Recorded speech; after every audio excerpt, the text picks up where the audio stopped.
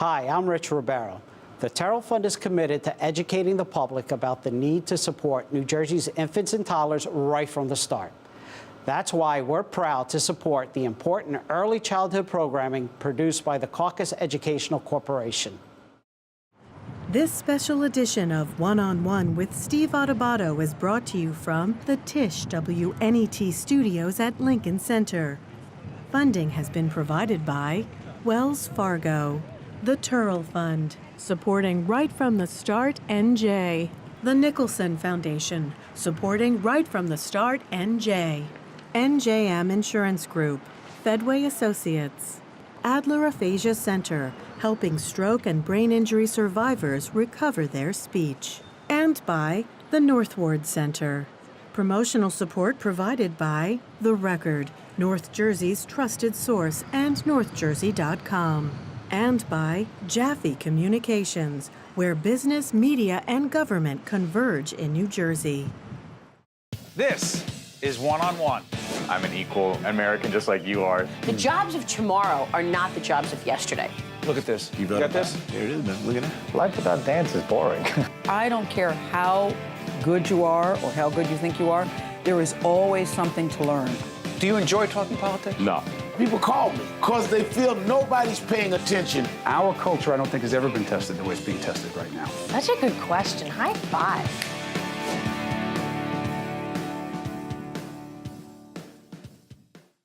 Hi, this is Steve Adubato. Welcome to the Tisch WNET studio here in Lincoln Center, New York City. It is our honor, our distinct honor, to welcome Arthur Mitchell, the founder of the Dance Theater of Harlem. Welcome, sir. Pleasure to be here. Glad to be here. It's great to have you. It started in 1968 or 9? 8, actually, and actually formally made the title in February the 11th, 1969. But I had already started doing everything in 68. There was a connection, as I read, between the assassination of Dr. King. The assassination of Dr. King in March of 68. Exactly right. What's the connection? Well, the thing is, the United States government had been sending me around the world. And I was scheduled to go to Brazil. And I was on the way to Idlewild at that time. And they announced on the Idlewild, radio, JFK. JFK, well, that's pre-JFK. Yes, I got it. I'm much older than I look. I'm 83 years old. You are not. Stop lying. This is public television. I'm 83 years old. What do you want me to do? I love it. Go ahead. And Idlewild. so I was in the taxi, and they announced that Dr. King died. I said, God damn it. Why is it someone like that's being taken away when I have a list of people that should be gone and they're still here? So I said, I've got to do something in the community where I was born, which was Harlem, and do something there for the young people that want to do something with their lives. The Dance Theater of Harlem. Who goes there? Who learns to dance there, and why is it so important? Oh, from all over the world. I mean, we bring students, well, basically it started in Harlem, because I was born on 113th Street and Lenox Avenue. And being the first, it makes me open up the doors. And I thought it was very important to go back to the community where I was born and let the young people there get the education to prepare them to go around the world. But we bring students from everywhere. We used to do our master classes in English, Spanish, French, German, Portuguese, Chinese, and which was quite wonderful because whoever came, we could speak the language. Dance for you. When did you know that you were going to dance? I think I was born to dance, if you put it that way. As I was turned the wrong way inside my mother. And so my father got an old midwife, and she turned me around in my mother's womb, and I came feet first. And she said, this child's going to be a dancer. That's it.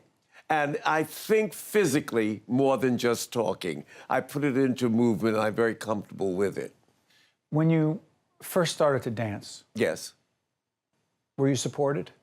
No. Because? Because, again, you know, for a young African-American male to go into dance, it wasn't the thing to do. And now dance is much more popular throughout the world. I mean, everybody's dancing. But at that time, we had a lot of social things, but not really for male. Sorry for interrupting. You were 18, relatively. Well, I was starting before that. I went to the High School of Performing Arts when it was on 46th Street. Got it.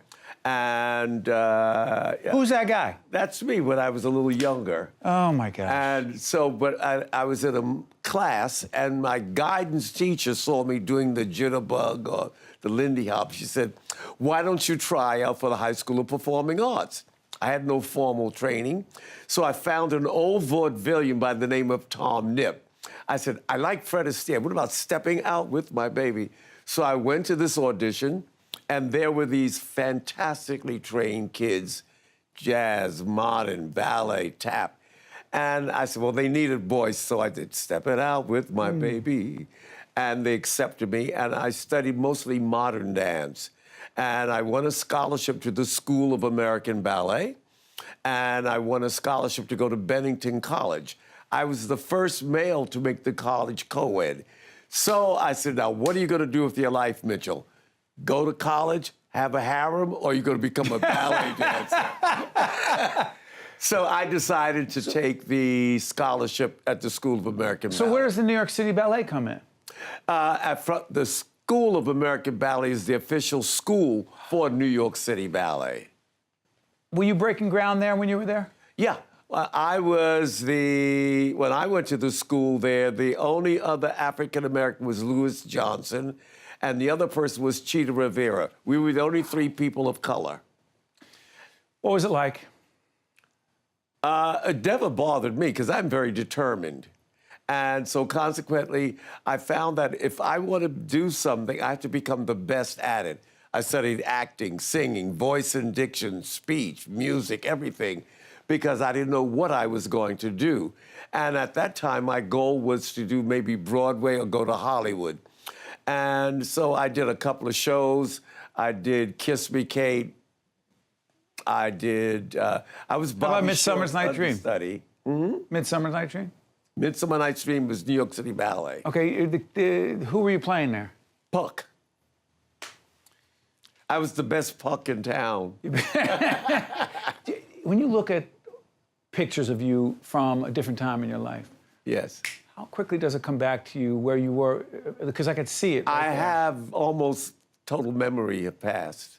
And the experiences around it. Oh, yes, I'm very good at like 10 years from now, so yes, Steve Adubato, I did your show. You had on a blue suit and a blue tie. You'll be able to do. Where did you get that gift? I was born that way. I'm curious about this because I'm always fascinated by communicating to younger people about how hard one must have to work, and I'm sure my kids are tired of hearing of it. To what degree do you communicate to those coming up what it takes? Well, the thing is, I think it's because I had 5 brothers and sisters. My father left when I was 12 years old, and I became the father of the family. In Harlem. Huh? In Harlem. In Harlem, yes.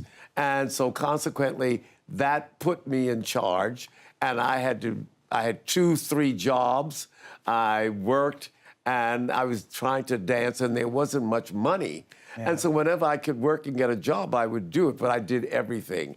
And there was a pimp who had his prostitutes, and so I used to do errands for the young ladies, and I would just sit there and I'd listen. And that's when I learned a lot about people.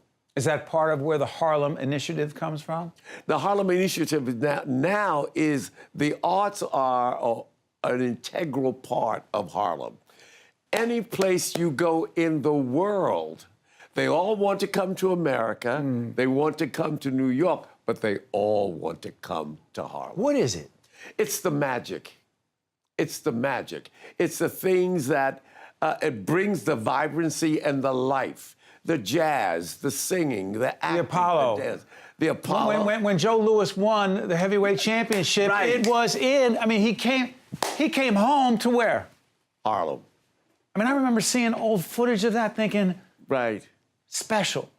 And He beat Matt Schmeling, right? And it was like, never mind. I grew up during the days when they were the civil rights and things like that, and they had riots in Harlem. Right. And I said, I want to do something with my life because I don't want this to happen again.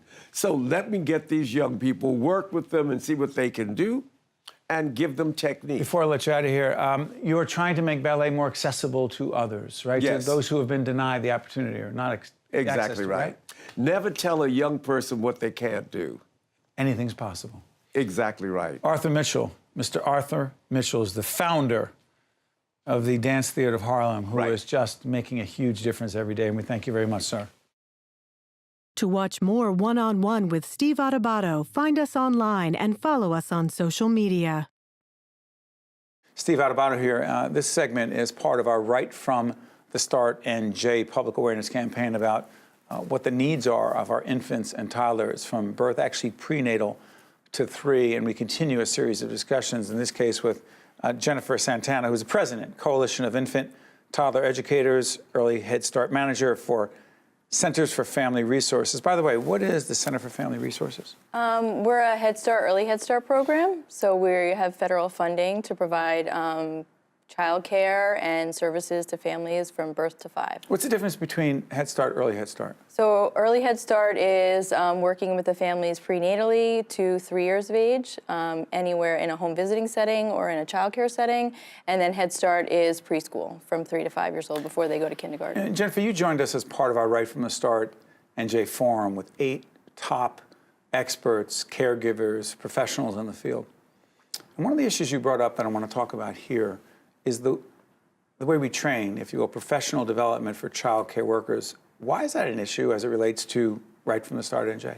So we know we talked all about how important those early years are, the birth to 3 years, and we need to make sure that the people who are caring for young children when they're not at home with their parents are educated on specifically how to care for infants and toddlers. It's not the same as working with preschoolers or kindergarten or older children. Why is it different? Because it's relationship-based. It's all about the relationships that they form with their caregiver. They need to know that they have a special person that takes care of them during the day when they're away from their families. What is the requirement right now for that training? Right now, basic licensing standards, there really isn't any requirements. What? High school diploma, not even really. You can come in and work with infants and toddlers.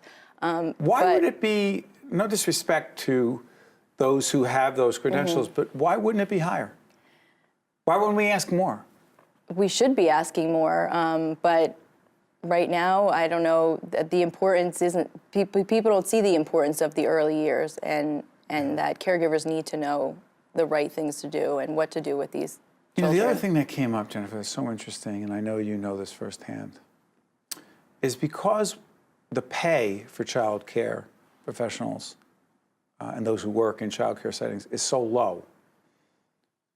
When some of those folks leave and leave those children, there's a break in terms of the continuity of care. Am I making too much of that? No, it's so important. You know, even as a parent, you know when you leave your child that that's a hard separation for them. And so when these kids are going to childcare on a day-to-day basis, they need to know that when their mom or dad is not going to be there, that they know they can run up to the person they know. And then all of a sudden they have this special person. Then all of a sudden the next day that person isn't there anymore. What does it mean to that 2-year-old? They're scared. Their comfort person isn't there. And then when they don't have those connections and those supports, it's really hard for them to learn. What do you think? I know public policy and politics not your area of expertise, but there's one thing government, state and or federal government should do, that would improve the prospects, the opportunities for infants and toddlers, what would it be? They need to invest in a system of education to support the caregivers. So, you know, there's right now there's the CDA, which is a national credential that what does that mean, CDA? It's a Child Development Associate credential, okay. And teachers can get educated on how to work with this population. But it needs to be a stackable credential. So after they get this, they need to go on and cite the stackable meaning more is expected? Right, yes. They move on to another credential. So CITE, the Coalition of Infant Toddler Educators, which I'm the president of, has created the New Jersey Infant Toddler Credential. And so It needs to be supported, though, at the state level. It was being supported, and then the funding has been taken away to support that. So our organization is trying to keep it going on. There's a few community colleges in the state that support it and are keeping it going, but it costs money. It costs money to get the credential and to work with these caregivers to get the credential. So Jennifer, from your perspective, we often say that our children are our most precious resource. Do we back up those words with our actions? Right now, we're not. I mean, we don't. I think, years ago when I was a child, moms were home and caring for their children, but it's much different now. Most moms are working now, so we have to be real able life, to, that's not often possible. We have to be able to support moms so they can go to work Or and dads. they know, or dads too, and that they know their children are being cared for by people who love them and know what they're doing and those kinds of things. Before I let you out here, why, and this is not in an effort to be self-promotional or promotional about right from the start, NJ, but we looked long and hard and tried to find other initiatives around the country, and there are very few that are trying to do this. Right. Why isn't a public awareness initiative like this, right from the start, NJ, significant? Because the public has to drive it. I mean, The public has to drive it? yeah, and parents too. Parents have to know the important things to look for when they're looking for childcare. Because if parents are pushing it and the public is pushing it, then the early childhood, community and will know that they start to have to do better because, it is a business. So. What do you mean it is a business? Well, childcare, for-profit childcares and things like that, they're looking to make money. But if parents aren't coming to them because they're not doing good things, they're not providing high-quality childcare, then they're going to lose. Yeah, so the demand needs to be there, and the parents and the public have to push to say that this is the right thing to do, and you have to start caring for these babies. It's our responsibility. Well, that's exactly a big part of right from the start, and Jennifer, I want to thank you for being part of this very important initiative. Thank you. Thank you. We're right back right after this. Thank you. To watch more One-on-One with Steve Adubato, find us online and follow us on social media. Hi, Steve Adubato at the Virtual Reality Center at Rowan University. We're pleased to be joined by Dr. Nidhal Carla Bouaynaya, who is Associate Professor of Electrical and Computer Engineering at Rowan University, and James Ritchie III, a graduate student here at the university, and also electrical engineer at the FAA, otherwise known as the Federal Aviation Administration. If you didn't know that, we were in trouble. Yeah. Let's do this. We're going to be seeing some video in a minute. Doctor, let me ask you, the whole question of airspace safety, what's the connection between us being safe, the pilots and those of us who are flying, right, in an airplane or whatever way we're getting around? What is the connection between that and virtual reality? Well, virtual reality allows us actually to see what goes in a three-dimensional space. What do you mean three-dimensional space? Explain that. That's the space where we live in. We live in a 3D space. Actually, if you count time, then we are living in a 4D space. Okay. 3 now, 4 with time. So it's basically give us the ability in this sense to visualize things much better. So James, let me ask you from the FAA perspective, why is this important to the average person watching on whatever platform you're watching us on? Why is it so important for all of us? So we want to maintain the safest airspace in the world, and safety is our #1 priority. So using virtual reality, we can understand some of the complexities that are going on in our airspace system. We can see different things that you normally wouldn't see just by looking at the raw data itself. And so let's do this. Can we go right to some video? Yeah. Jen, can we do this? Let's take a look. As we look at the video, it's behind you right now. Yeah. Break this down for us, if you could, James. What are we looking at? So right now, we're looking at an output of a system that we have been working on. And it generates the trajectory or the path that the aircraft is going to fly in for us. By the way, before you go any further, my understanding is this is a video of simulation of an Airbus 380 and a Boeing 737. Yes, okay, keep talking. So what we're trying to do in the simulation is we're trying to create 2 trajectories in which the aircraft will actually lose legal separation between each other. Oh, that's a little jargony for me. Yeah. What does that mean? So Aircraft have to be away from each other by a certain distance to remain safe in the airspace system. That's 2.5 nautical miles horizontally and 1,000 feet vertically. So as long as they're not that close or closer, we want them further away than that, then that's perfect. But how does this help us do, Doctor, what had been done before this? And what information that we are looking at right now, we say, wow, that's more accurate or more relevant or more useful than ever before? So, to allow unmanned aircraft systems or drones to So now drones come into it. Go ahead. Correct, to self-separate. Then the FAA is developing a system called Detect and Avoid, or DAA capability. Now, this DAA capability, like any other capability, like a piece of hardware or software, before putting it into a system, you need to test it intensively, like your cell phone. Sure. Before buying it, it has been tested intensively, the battery life, the quality of images, the quality of the call, everything, the electronics, the mechanics of it have been tested. Same thing here. So the DAA capability or detect and avoid capability needs to be tested. It needs to be tested against what? Against the input scenario, the input traffic, and especially against the conflicting traffic, because that's what we would like to avoid, to detect and avoid. The potential of an accident. Potential of an accident, exactly. Now, in real life, there are very few, the number as well as variety of accident and aircraft encounter is actually very limited. So actually, statistically, we are more, statistically, we are more probable, let's say, dying, driving, or getting into a crash, driving to the airport, rather than flying an aircraft. But this is critically important because if, God forbid, something were to happen, I mean, it's a catastrophe. Yeah. Correct. It is a stakes are high. Correct. The stakes are high. So in order to test like this detect and avoid capability, we need to generate, therefore, a large number of catastrophic scenarios that do not exist in reality. In reality, we have very few catastrophic scenarios, right? Okay, but these catastrophic encounters. I'm sorry for interrupting. Go back to the drone issue. Yeah. And by the way, let's be clear on the kinds of drones we're talking about. Are we talking about all of a sudden Amazon wants to deliver a package? Is that what we're talking about? So initially, we're going to start with like the Global Hawk or I'll get there. You think I know these things? Or the Predator drones that the military has. So these are unmanned aircraft systems that are very large, almost the size of some general aviation aircraft, Really? or even up to.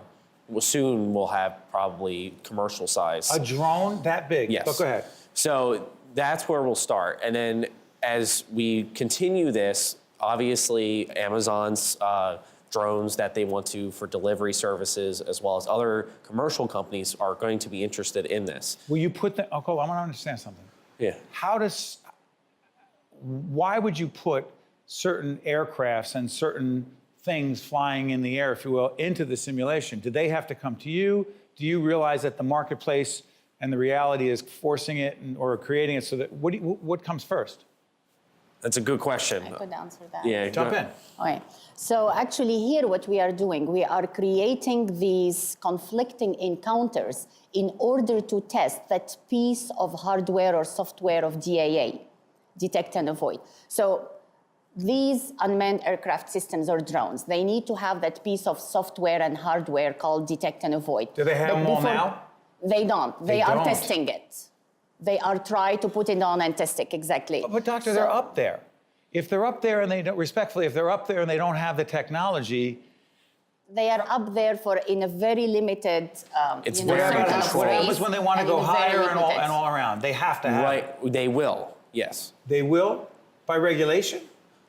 That is a good question. I'm not the regulatory body, so I don't know. Are you about to give me that's above my pay grade answer? Yeah, at the FAA? this is above my pay grade. But these are public policy questions, safety questions that are being considered by the federal government. Yes. This is all being considered. But they can't do it alone, and that is where the research component comes in. Yes, so Jump this back in. research that we are doing is part of a working group with industry and the FAA to try to establish standards for this.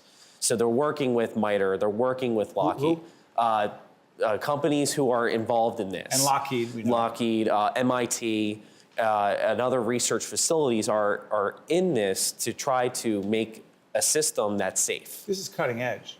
Yes. I mean, and this has to be done.